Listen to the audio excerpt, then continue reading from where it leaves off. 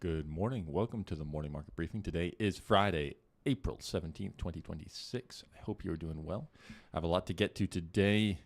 Excited to talk a little bit about some turnover in the tech world, a little bit about what's going on in the Middle East, and then give a preview of next week. So it should be a really nice, interesting week next week with a lot of earnings reports and obviously the Kevin Warsh confirmation hearings as well. So, Tom, let's just jump right into it. Want to talk a little bit about some more, I guess, tacking to the middle by the president. We've talked a little bit about this before. You can call it tacking to the middle. You can call it tacoing to the middle. But the ICE director, Todd Lyons, he's going to be leaving at the end of May, ending a pretty interesting 15 months tour of duty as the ICE director. This comes on the heels of the new DHS secretary. So you've seen a total turnover in that position.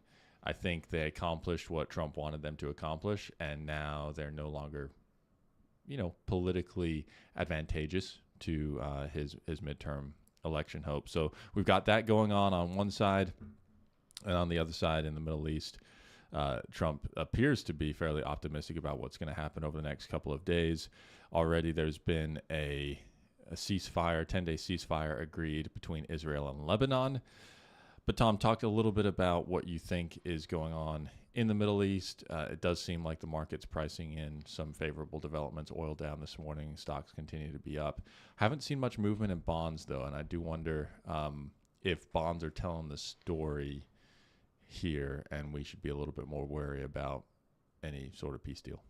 Well, I think it's interesting because the oil scare, there was not a flight to safety in bonds. And now we flip the other way where high vol, momentum stocks, things that had been sort of dead in the water to start the year, even software, the last couple of days has been hot. And so I think what you didn't have was people flipping from equities to bonds. What you had was basically going to cash. And now you're seeing that cash flow back to the same equities we've seen outperform for the last 5 years. So I think it's almost like you didn't even see that reaction, and so like there's not a lot of demand for bonds because suddenly everyone wants to jump back in the stock market. And I think that's driving it more than anything. I mean, you can't say that it's still elevated because of the war in the Middle East because, WTI is at 87 right now, and then Brent is at 95. So the big oil scare is kind of gone. Natural gas prices have actually fallen in the U.S. and risen everywhere else. How much is oil down this morning then? Let's see. Like it's gone down about further. 3.7%. So, that's a 87. We were at $115 a barrel just a week and a half ago. Yeah. So like all the $200 barrel and the summer is going to be miserable is going away. So all of the short-term transitory inflation that we will see on the next couple of prints will be gone, assuming that this sticks. And so I think that it's almost like because there was no buying, there's also been no selling, and so we're just sort of going sideways. The MOVE index is cratered. The anticipation of further volatility in the bond market is basically dead. But that goes both directions. That includes dropping, and then of course we don't have any real read to reset potential rate cuts. There's no FOMO in bonds. There's no fear trade of people rushing into bonds. There's no scared money in bonds right now. People aren't aggressively selling, but there's no FOMO that this is going to be the last time you see these yields because you're not being, you don't have the leverage being applied by the Fed saying we're going to cut rates. So there's really there's no natural driver to bonds right now, which I think is a great reason to buy them. The last couple of days, we've been sort of trimming out of equity positions that have rocketed up that we were buying a couple weeks ago when the market was sold off. Now they're up double digits, and some of that is just selling and going back into bonds. This just playing the asset allocation. There was one morning, I can't even remember what morning it was in here, but Ben and I were in, and we were complaining that the young boys weren't butts in seats because those are the times where you can make that extra performance for clients because the market was down like 2.5% that day. And I was just quickly going through client accounts and primarily in IRAs, just buying SCHX, which is the free Schwab S&P 500 ETF, with the idea being we just got to get money into equities. The market's down so much, we need to trim bonds and buy stocks because the market's down so much. And by the end of the day, I think we finished down 40 basis points. So it was a big swing. And now, fast forward 2 weeks later, we're up 10% in those positions. You can just exit those because now you're overweight equities. And the easiest thing to trim is an ETF that you don't typically hold, and it's in a tax advantaged account. You're out and you can buy bonds, which have not moved at all. Would this be a fair characterization, Tom? Because people like to talk about bottoms in markets or tops in markets. In the stock market, obviously, we've had a recent history, but even this is true anyway. It's an escalator up, elevator down, and then when you do hit the bottom, it tends to be a really rapid bottom, and it kind of V's out of that. The stock market, not the economy.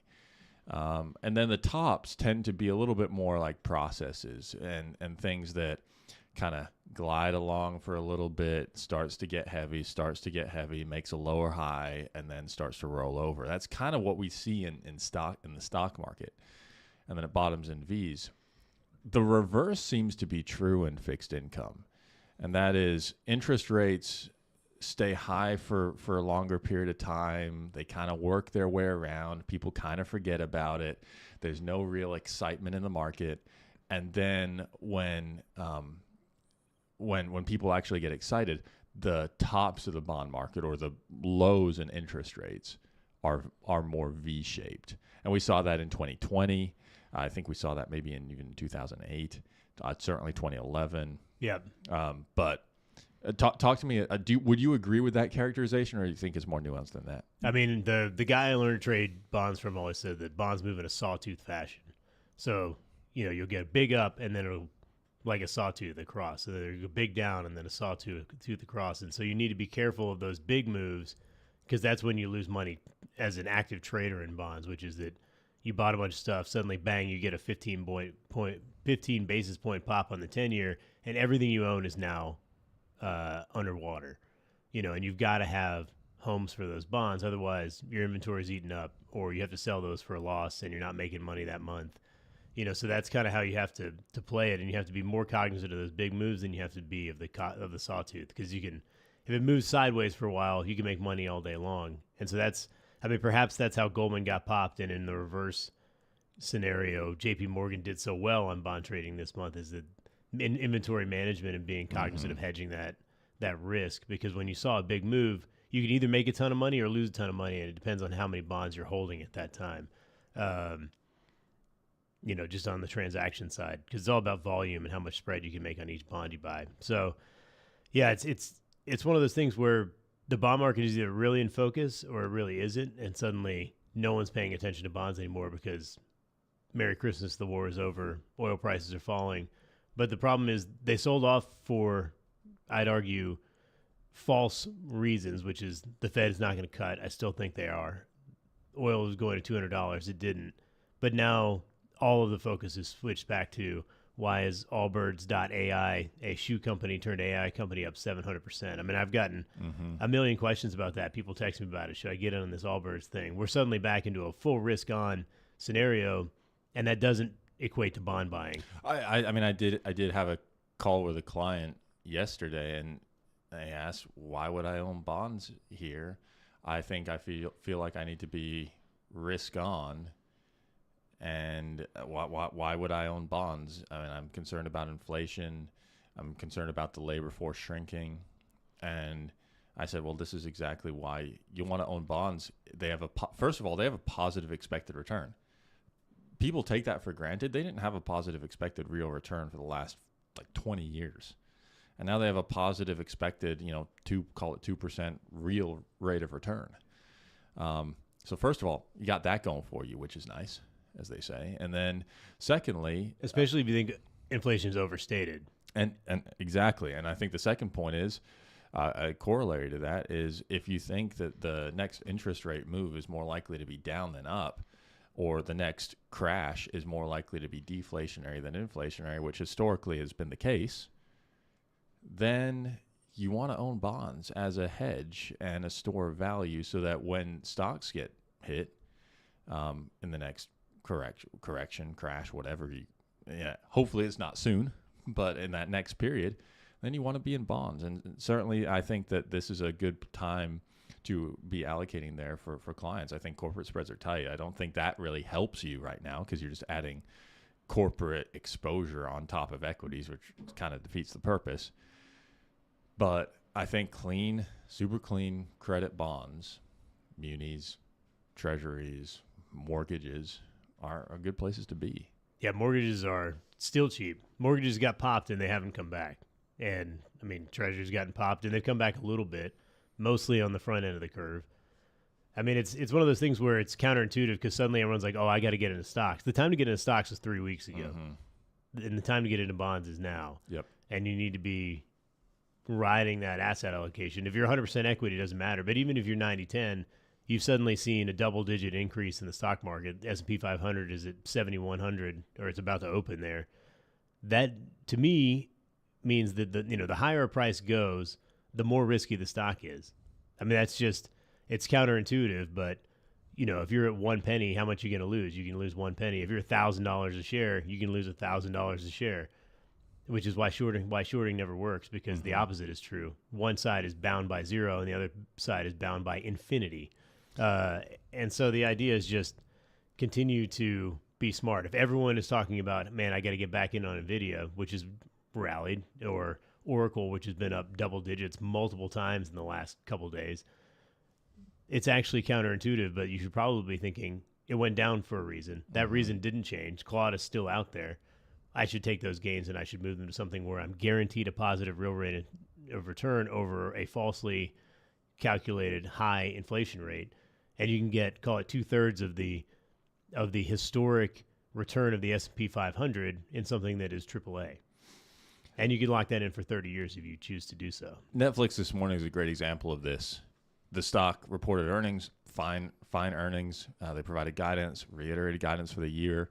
There was a little bit of concern that maybe analysts wanted them to raise guidance for the year because they no longer have the expense that they would go through with lawyers, et cetera, investment bankers, to acquire Warner Brothers Discovery. So there was a little bit of concern about that, but the stock's down 10% pre-market, and this is entirely due to the fact that sell-side analysts have talked up the stock for the last week and a half, saying that they're going to be so profitable because they're not having this. They're going to get right back to business. The stock broke out above $100 a share. It had been pushing up against that. Goldman popped the stock all the way to 108 because they upgraded the stock, and now everyone's sad that it's back to 98 where it was like 3 days ago. And what was it? Was it the best news of a quarter? No, but it wasn't, cataclysmic earnings that should take stock down 10%. But the reason it's down 10% was because expectations, that pendulum that had been to gross negativity when they said that Netflix was blowing all this money buying Warner Brothers Discovery and that they never make money, and it was $74 a share. I mean, you priced all that. I mean, it ran from $74 to $108 in like a month. So this is why, to your point, Tom, it becomes more risky when it gets higher. Now, we have a lot of gains, some short-term gains on that too, so we're not going to try to time every move and trim every bounce. But we're not going to freak out about this, and actually we probably might be interested in buying here. Now we get it 10% cheaper. I mean, it's like, red letter day. It's on sale. So that's how we're approaching things. And the thing is just not to get swept up. This is a analyst-driven decline today, just as it was an analyst-driven rise in the market. And I think that, it's very important to be cognizant of where sentiment is and be able to attack when others, or tick when others talk. Yeah, it's just interesting because, I mean, you just gotta cut through the headlines. Oil was never going to go to $200. Mathematically, didn't make sense, and so you had to look around and say, okay, well, what do we do here? A lot of that was maybe we trim Exxon and Valero when we buy Oracle. Mm-hmm. We don't think that most of these software companies are going to zero. Many of them are going to continue to exist, but the hate and the negative sentiment just piled and piled and piled. And then eventually it just went away. I mean, they're saying now potentially these could be enhanced by Claude as opposed to destroyed by Claude, and now suddenly they're hot stocks again. So the narratives change really quickly. And honestly, I don't know that that's still true. But the difference is, if you buy it cheap and now it goes up, you've got a lot more wiggle room now to make decisions. We have a lot of economic data next week, or not so much economic data, but some economic news, including the Kevin Warsh nomination or confirmation hearings. I want to just kind of quickly put a button on the data that we got this week. We did get surveys out of the Empire State Manufacturing Index, which we discussed, and we also had the the Philly Fed Index, which has a very high correlation to the ISM Manufacturing Index. You put those two together, and the ISM Manufacturing Survey is likely to increase from 52.5 or so to well above 54, maybe even 55 or 56 in the month of April. So we're seeing a sustained fundamental economic improvement on the manufacturing side of the economy that's completely going unnoticed. And by the way, that's happening with oil prices 30% higher than they were just a couple months ago. This is a very sustained trend. We're seeing investment banking activity continue. It's not slowing down.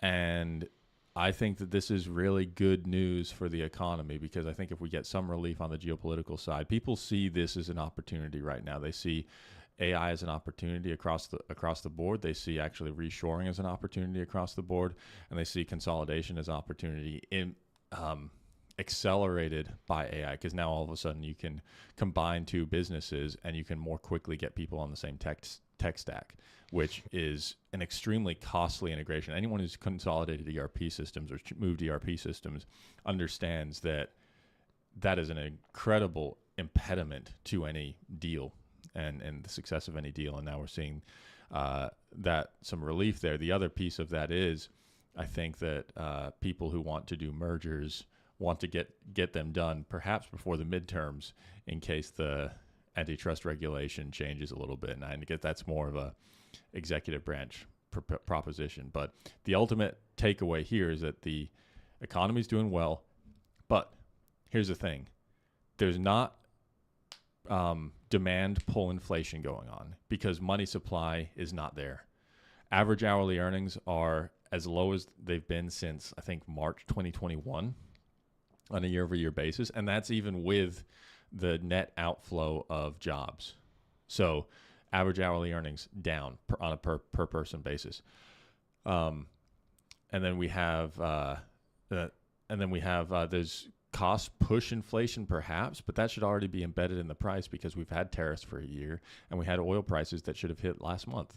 So I think about inflation, and I don't see that really moving all that much, maybe even going down. And then I think about the economy doing well, and I think this might be a really good time for someone like Kevin Warsh to come in. And so, Tom, we have the hearings next week. I imagine you're going to be watching that very closely. What else are you going to be watching? Maybe some quick comments on those confirmation hearings. We'll talk more about it next week, but then also some of the news that we'll get next week on the earnings side. I mean, I'm interested to see how they go. I suspect that there's a lot of chatter now about everybody standing tough against Kevin Warsh.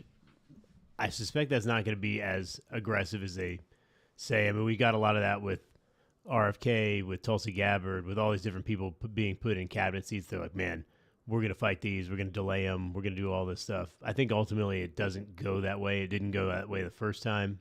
Tom Tillis in the Senate, he's not a grandstander. I mean, he might be pushing it back against this, but he's not going to grandstand. But like Tim Rose has been putting out all these articles about, what happens if there's no, Fed president, if there's no way that, does Jay Powell stay on? There's stuff with the Carter administration and Reagan administration where there's no clear precedent set on like how that can go, who's going to be in charge if Jay Powell stays on, but Kevin Warsh doesn't get confirmed. I think that's a lot of just dirty diapers. I think it's just they're trying to sow seeds of doubt and, try and get the narrative towards Warsh is going to be a bad choice. But in reality, I think he's a good operator. I think that if he's tight with Scott Bessent, then we're in good hands. And, hopefully we can just get it pushed through. But I don't anticipate it being a whole dog and pony show, but it's certainly a possibility, and they're definitely trying to push it that way. But I just don't think that most of these people are really all that bought in. The thing is, Kevin Warsh is calm too. He's going to get pressed in the Senate by at least one senator that I know of. about how dare he have $190 million by marrying the heir to the Estee Lauder fortune. So he's going to get pushed on that. He's not going to bite. That's just not his personality. Yeah. He's kind of, at the end of the day, he's pretty bookish. Yeah.